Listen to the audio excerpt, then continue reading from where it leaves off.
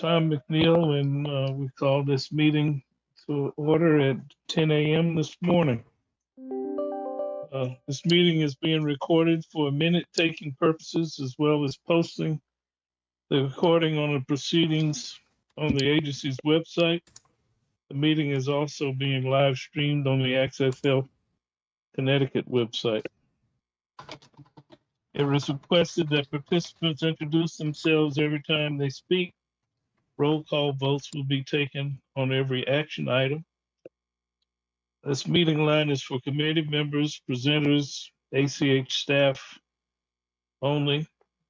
Anyone else should drop off the call and dial the public call-in number, which is 1-860-840-2075, and the conference ID is 423-846-2115 and the number sign. Mr. Chair, would you like me to do the roll call for the committee members? Sure. Thank you. Thomas McNeil. Present. Thank you. Steven Hernandez. Mr. Hernandez. President Marcin, thank you. Thank you. Paul Philpott. Kathleen Holt. I'm here. Thank you. And Dina Berlin. I'm here. Thank you. We do have a quorum, Mr. Chair. Thank you. Should the staff present themselves as in attendance? Good morning, everyone. Holly Zwick, Director of Finance, Access Health Connecticut. Good morning, everyone. Susan Rich-By, Director of Legal and Governmental Affairs, Access Health Connecticut. Good morning, Glenn Jurgen, Director of Human Resources, Access Health CT. Thank you. And and understand, Marcin, that there's no public comments. That's correct, Mr. Chair. We did not receive any public comments for today's meeting. Okay. Okay, everyone should have received the minutes from our last meeting, May 8th, 2025. Hopefully you've had a chance to look at those, and if you're willing, I'd entertain a motion to have those minutes approved. I'll make that motion, Kathy Holt. Do I have a second? I'll second that, Steve Hernandez. Thank you. Marcin, you want to call the roll for that vote? And Mr. Chair, is there any discussion on the motion before us? Any comments or issues with the minutes that should be discussed? Okay, hearing none. Tom McNeil, yes. Thank you. Steven Hernandez. Yes. Paul Philpott. Kathleen Holt. Yes. And Dina Berlin. Yes. Thank you. Okay. Why don't we turn the floor over to Glenn Jurgen to get a staffing update. Thank you, Mr. Chair. Good morning, everyone. Glenn Jurgen, Director of Human Resources with Access Health CT. And we're going to jump in this morning and give a update on where we are with the staffing regarding some demographics and other pertinent information. So let's start off with ethnicity. And as we've seen over the past number of meetings, this trend has remained fairly consistent with a good number of our staff being from a very diverse background, specifically from the Hispanic and Black African American ethnicities. We also have some folks who are of multi-race and some folks from the Asian race.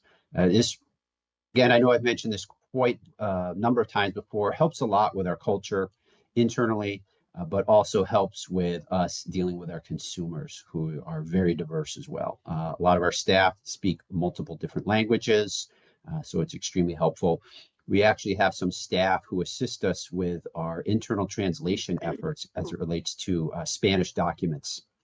We do use some translation services, but to have some folks who are actual native speakers from different countries helps us get all the details correct for different audiences. So this has helped Access Health in multiple ways. Again, not only for our employees internally, but externally in dealing with our customers. And Marcin, why don't we skip ahead to the next slide? Generation, this is the slide, or these numbers are the ones that are constantly changing slightly every time we meet. And it's always very interesting to see here. We can see the number of baby boomers has steadily been shrinking over the past number of meetings and past number of years. Generation X as well, not as big as it once was. And we get into the larger group of our staff is our millennial group. And now we're starting to see our Gen Z group as well, which is a little bit eye-watering for employees born between 95 and 2010. But when we do look at the calendar, it's completely permissible. But this also has an impact on our culture as well. We always have to be considerate of different generations, their adeptness to technology, ways of receiving information, and internally of just how they enjoy dealing with and interacting with themselves and consumers. So this is always a good reference for us and something we think about in HR and organizationally when we do deal with our staff as a whole. And Marcin, if we could go to the next slide. Hey, Glenn, if you back Yes. up, I just have a question. Do you think that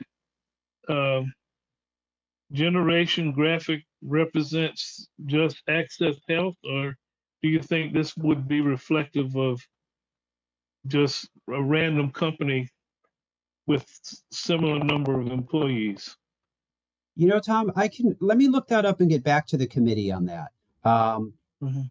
If I were to make a guess, and it's just an educated guess here, I would say this is fairly similar to what we see out in the general workforce. I would say this is probably representative of kind of a larger, insurance or financial organization.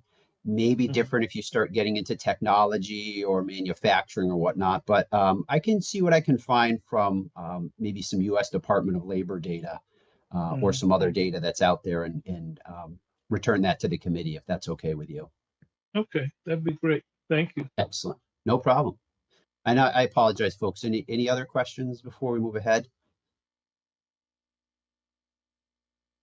Okay. Thanks, Marcin. Gender and pay type, these have remained fairly static. We are a more predominantly female organization, 59 to 41%. Our pay type remains steady at roughly 65% to 35% salary and hourly. Most of our roles being salary just because of the technical nature of those roles. Hourly tend to be our customer support, folks in operations, administrative support, roles of that nature. Any questions on this slide here? Okay, Marcin, why don't we shift gears? We're going to talk now about the intern program. We had discussed this at our last meeting. We had a really robust program this year. The program started in early to mid-June and ran through mid-August. We had 9 interns total, which was impressive for an organization of roughly 100 people. So if you will, I was not a math major, but we increased our employee population by 10% for the summer. So that was a little bit of challenge with seating and whatnot, but it was a lot of fun to have the interns around with us. They're mostly from various Connecticut universities with 2 interns from out-of-state schools, which was really exciting, shows that we have some reach. We used a system called Handshake, and that's what the majority of colleges and universities use. So you post your job on Handshake, you post what majors you're looking for, what schools you would like to have. So we focused a lot in Connecticut, but still just the way the internet and recruiting works, word got out beyond this, and we had a very robust applicant population. And we had, as mentioned, an excellent response to all postings, to the point where, the hiring managers and departments really had to pare down. It wasn't that they had 3 or 4 and they interviewed everyone.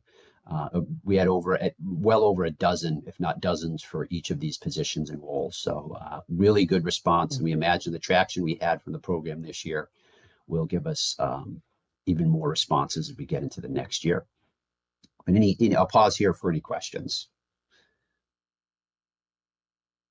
Okay, Martin, let's advance to the next slide and talk about the group project. So we had the interns were working on a group project in addition to their responsibilities within their department. So the group project was doing a complete asset tracking and count of all Access Health assets, which turned out to be 1,500 plus items.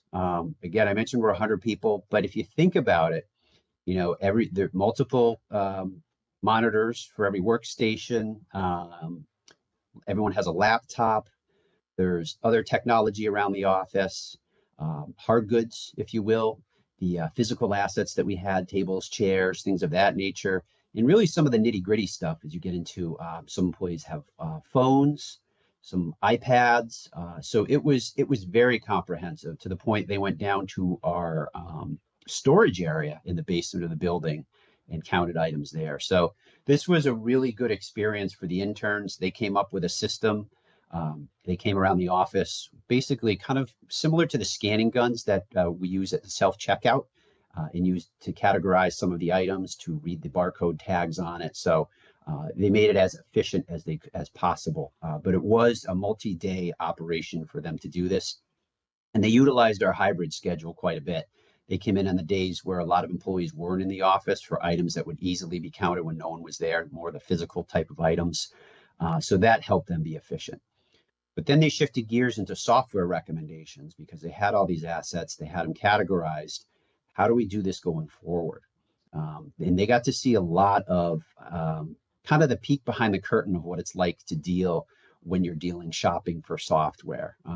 It was kind of humorous. They learned a lot about sales and the promises that are made on those initial sales calls. And then when they witnessed the demos, maybe not as accurate of information was shared with them to get the foot in the door when they had that. So it was a bit eye-opening for them, but a great learning experience. And they presented their results to the senior leadership team in a presentation, which was absolutely fantastic. I'll get into some of their slides in a few moments here. We actually had our associate director of finance was the liaison, the intern liaison, if you will. He worked with them. He assisted them with this. They met weekly, if not more than weekly, to go over this project, to keep it on track. But they really did an excellent job collaborating with each other because they had such a diverse group of not only students, but backgrounds, you know, from HR to information technology, training, finance. And they all really utilized their strengths, kind of divided and conquered, and came together and gave a fantastic presentation to the leadership team, which we'll get into next. But before I get into that, any questions from the committee? Okay, Martin, let's get into the presentation that they did. So they put together a fantastic presentation to the leadership team, and I'm not going to include the whole thing, folks. It was very comprehensive, but they went into how they actually went through their collection of the physical assets. They split into groups, created a plan of action, how they did on their first day, collecting inventory, their second day when employees were around, and then collecting missing information on day 3.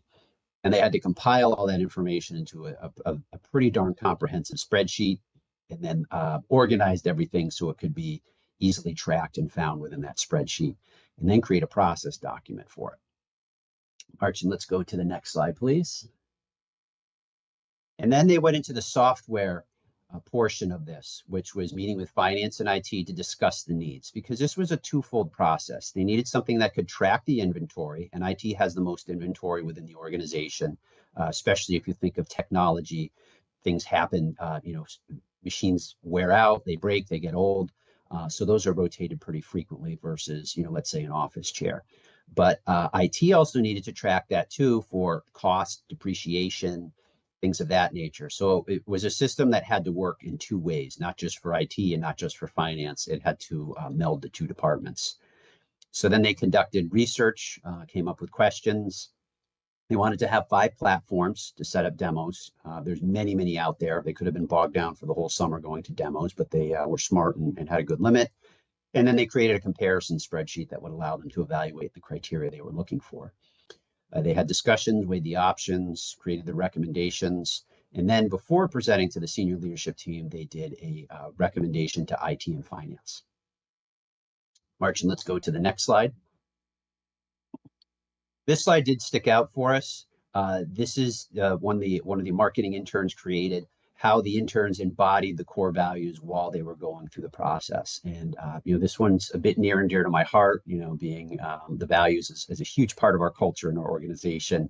But they really drilled down to how they, as the group, embodied those core values when they did this project from start to finish. So I wanted to share that with the group here. And Martin, let's go to the next slide. And these are two screen grabs from LinkedIn. This was from Dwana, who was our intern in training, and Ari, who was our intern in human resources. These were unsolicited posts that they posted on LinkedIn, sharing how the internships really benefited them, changed them, how they enjoyed interacting with everyone. It was really quite humbling to see this pop up in our collective feeds. Just to see them thanking and talking about what a great summer that they had. We did have some wonderful feedback from the interns in terms of kind of the proverbial exit interviews that were done. Got some great feedback from some improvements we can make, but overall, folks, this was a huge success for a program. We've done internships kind of on an ad hoc as needed basis. Finance has had interns over the years. Legal has had interns over the years. This is the first time we had a large group of interns and had them working on a project. So we were confident it was going to go well, but really it went beyond our expectations. These students learned quite a bit. They came in, I can remember seeing them first day a bit nervous, deer in the headlights. And then when they're presenting to the SLT, very confident. They all stood up at the end to answer questions. Everyone said something. So it was quite a transformation to see in a number of weeks. But one of our goals here was to have them learn something beyond their major, beyond what their course of study is, and that happened. We also hope that some of these individuals would form some connections and networking, and that exceeded our expectations too. The two interns here, Dwana and Ariana, go to UConn. They became close friends, and one of our interns from finance was from UConn as well. He expressed he had some challenges making meals, and the three of them agreed to get together on campus and help him out with that. So it's been really exciting to see them become close, utilize each other's strengths, help each other out. I did have another employee come up to me the other day and said, hey, I really missed having the interns around. They brought a nice level of energy to the organization. They got to know all of our employees. Ari, who is a great individual, she was she was so honest in a polite way, but she did say to me a few weeks into the internship, this isn't what I expected. Your office isn't boring and beige. It's full of color. Everybody's so nice. People are willing to stop and talk to you. I didn't know what to expect from an office environment, but this isn't what I thought it would be. It's really fun to work here. That being said, we also had to tell them we're a fairly unique organization. Not every company you work for is going to be like us, but you can do your best to seek out those companies. And when you do land at a company, take those pieces of our culture that you saw and you like and implement it there. But we learned a lot from them as well. This helped us understand if we can hop back, and we don't have to hop back, but in our minds, hop back to the generational slides and seeing how the younger generations entering the workforce, we really started asking them, what are they looking for in a career? A lot of them mentioned a big part of Access Health was it was more than just, for profit. It was making a difference. It's what we do out in the community, how we help people out. So that was a big part. And a lot of these students are extremely proficient in technology. So there's an expectation that when they enter the workforce, there's going to be a heavy, heavy use of technology, which I can confidently say we do that here at Access Health. One can almost say we are a tech company in addition to a health insurance exchange. But I've done a lot of speaking, folks. Are there any questions or any comments?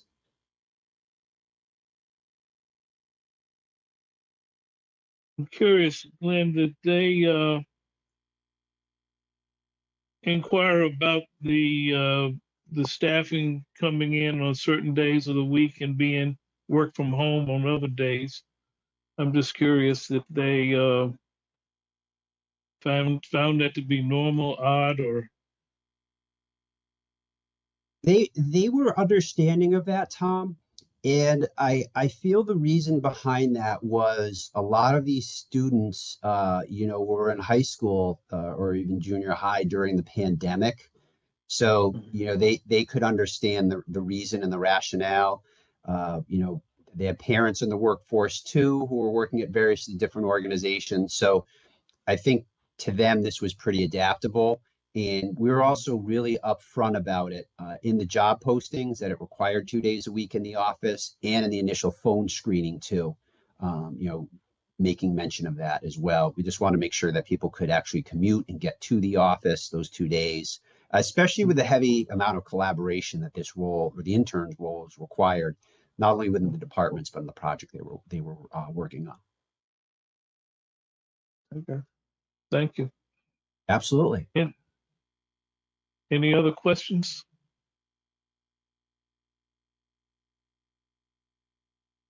Okay. Okay, thanks a lot. Great No program. problem. I'm glad it worked out for Access Health as well as enrich the interns' experience in the workplace. It really was great. We're still smiling about it. A lot to be proud of on both ends. So thank you, Mr. Yeah. Chair. Yep. Okay, I think we've completed our agenda for the day. I'd entertain a motion for adjournment.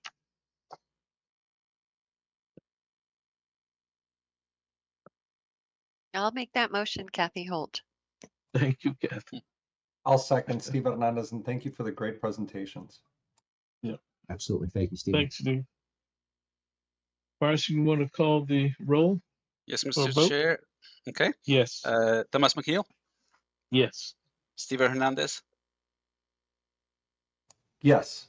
Thank you. Paul Philpott, Kathleen Holt, Yes. Dina Berlin. Yes. Thank you. Okay, thank you. Thank Take you. care, everyone. Mhm. Thank you for your time, folks. Have a great day. Thank you. Bye-bye. You too. Bye, everybody. Bye-bye. Marcin, thank you so much. I appreciate your help, sir. Oh, thank you. As always, thank you. It goes both ways, Glenn. Thank you. You know me, Marcin. I need a little nudge here and there, and I don't ever.